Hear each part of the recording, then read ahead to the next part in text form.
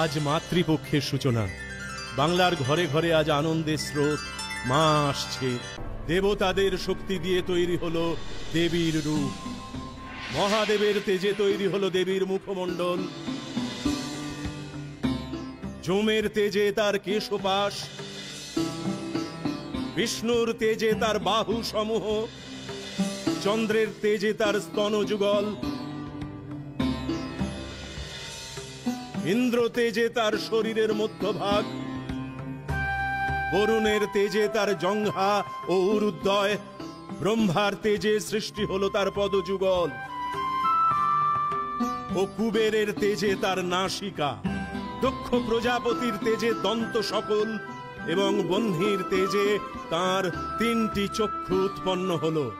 সমস্ত দেবতাদের তেজ ও পুঞ্জ একত্র করে তৈরি হলেন অমিত পরাক্রমী দেবী মহিষাসুর মর্দিনী। বিষ্ণু দিলেন সুদর্শন চক্র,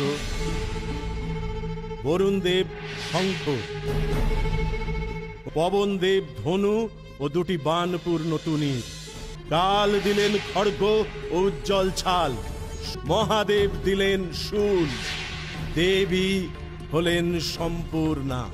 জাগো তুমি জাগো, জাগো দুর্গা, জাগো 10 প্রহরণ ধারিণী,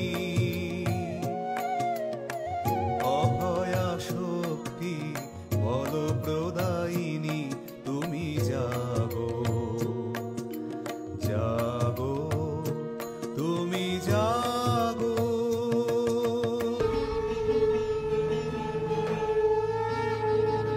কোথায় তুই মহিষাসুর? দেবতারা এতটাই কাপুরুষ যে নিজেরা আমার কাছে পরাজিত হয়ে একজন সাধারণ নারীকে সৃষ্টি করেছে। কে তুই? কি তোর ক্ষমতা? দুর্মতি মহিষাসুর, আমার মূল স্বরূপ তোর বরদাতা ব্রহ্মা। বেশ, আজ তোর যুদ্ধের শখ আমি মিটিয়ে দিচ্ছি। মূর্খ, আমি চাইলে তোকে এখনই বধ করতে পারি। নে, যুদ্ধ কর। দেবী নিজের শূল নিয়ে মহিষাসুরের সাথে যুদ্ধ করতে করতে তাকে পদাঘাত করলেন। মহিষাসুরের বুকে বাম পদ স্থাপন করে শূল দ্বারা তার বক্ষ বিদীর্ণ করে দিলেন। দেবীর চরণে মহিষ স্থান পেল বলে এই মূর্তি মহিষাসুর মর্দিনী নামে খ্যাত হল।